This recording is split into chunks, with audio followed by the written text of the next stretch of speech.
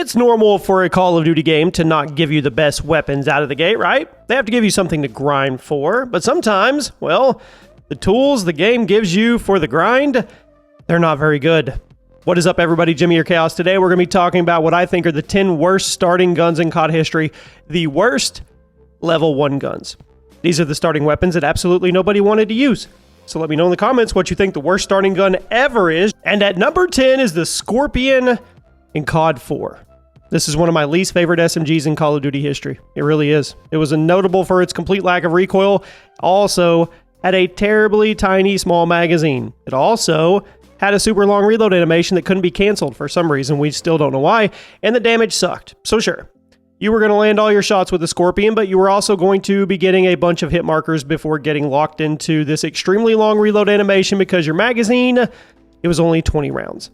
And there was no kind of extended mag attachment in the game. And need I remind you, the Scorpion was one of the 2 default SMGs in COD 4. You know what the other default SMG was? The MP5. So tell me, who is picking the Scorpion over the MP5 in this game? This is one of the worst starting guns in Call of Duty history. And also, I did a video of the best level 1 guns the other day, and you guys called me out on no UMP love. You're right. I apologize. At number 9, the Model 680 in Modern Warfare 2019. Now, Modern Warfare had a very quick time to kill. That's part of the reason why shotguns were so popular. In a game where the TTK is so fast, shotguns, they get an immediate boost because they can instantly erase people with a giant hitbox. But then there was the Model 680, which in theory had the best one-shot kill range in the shotgun class. But in practice, it very rarely actually followed through on that. In perfect conditions, it was great. But 90% of the time, you are not going to be in perfect conditions in this game, which means you are going to be getting a lot of frustrating hit markers and then getting absolutely punished with very long pump animations between every shot. And this is a game where there was a bunch of semi-auto shotguns that could get reliable 1 to 2 shot kills. So what was the point of running a slow pump action shotgun that couldn't even be reliable to insta-kill people? The Model 680, great on paper.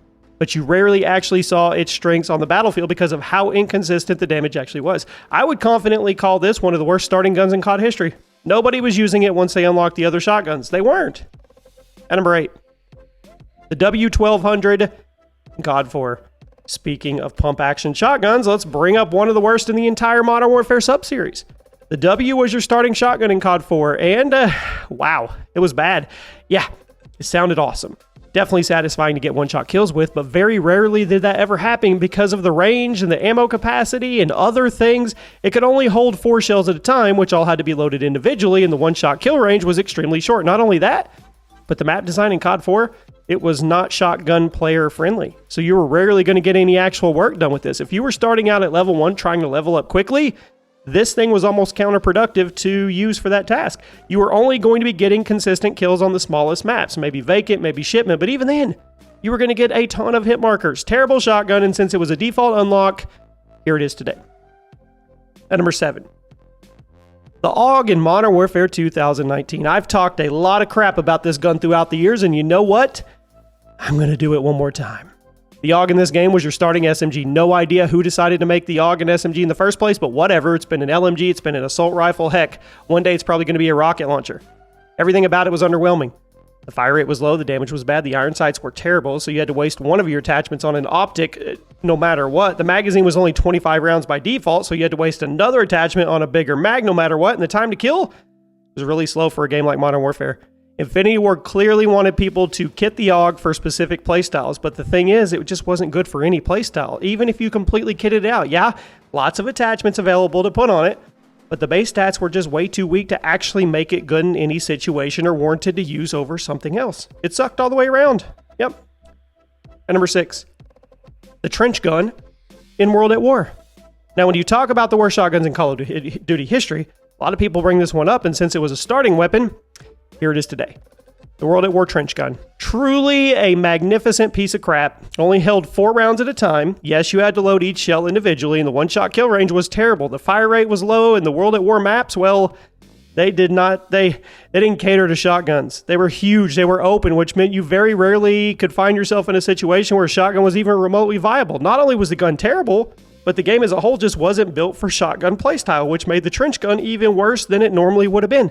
The map design in World at War, it took a low-tier shotgun and made it one of the worst in the entire franchise. And since it was a default unlock, here it is. I mean, it's one of the worst shotguns in COD history, so it had to be on this list too. Now we arrive at the top 5. The EBR-14 in Modern Warfare 2019. Marksman rifles do tend to be pretty hit or miss, but the starting marksman rifle in Modern Warfare was really bad. Not only did it have some of the worst iron sights in Call of Duty history, it's also just painfully awkward as a gun to use with extremely inconsistent damage stats. Yes, it was a one-shot kill to the head, but with how much this thing swayed and kicked back and forth, you were very rarely going to actually land those one-shot kills. Most of the time, you were going to be spamming the right trigger desperately trying to hit the target while they were spraying full auto laser beams right back at your face. I mean, this game had an extremely quick time to kill. It also had a ton of full auto guns that were completely brain dead for the user. Meanwhile, the EBR, it was a semi-auto rifle with a super slow fire rate, super high recoil, super horrible accuracy, and it would rarely give you that one-shot kill that you were chasing. 99% of the time, you were going to have to hit somebody twice to kill them. With how slow the fire rate was and how much quicker the average TTK was literally for every gun in the game, it was garbage. There's no way around it. At number 4, the M16A4 in Modern Warfare 3 2011. The M16, one of the most reoccurring guns in COD history.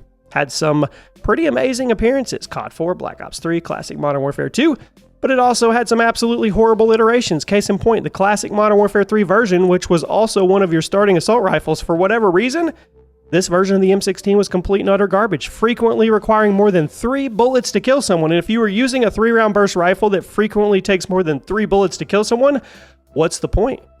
Not only was the damage terrible, but the fire rate was really low and the recoil was super bouncy for some reason, so you couldn't even get precise with the shots you needed to put on the target. It wasn't good. In fact, it was the M16. I don't know if it's the worst. I don't know. Even though the name M16, I just can't get over it. It's not supposed to be bad. It made it sting even more that it was an M16. They tarnished a legacy weapon. That's what I'm trying to get at. And since we're talking about tarnishing legacy weapons in classic Modern Warfare 3, let's dump on them again. The MP5 in Modern Warfare 3. Starting SMG in the game. Terrible version of the MP5, which was a gun that has always been upper tier. Great in COD 4, underrated in Modern Warfare 2, second best SMG in the original Black Ops. Isn't saying a lot because all the SMGs in Black Ops suck, but whatever. For whatever reason, the 2011 version is utter garbage. Smallest mag out of all the SMGs in the game. Damage was completely terrible. The range drop-off was honestly nuts, and the accuracy was super, super bad. And this was a game with some absolutely crazy SMGs. The MP7, the PP90M1, the UMP45, the P90. I could go on, probably. There's no way someone was actually running into battle with this dinky version of the MP5. By far, the worst MP5 in COD history. Certainly one of the worst starting guns in the franchise. I bet some of you forgot it was even in the game because nobody used it. At number 2, the Dragunov in Black Ops 1.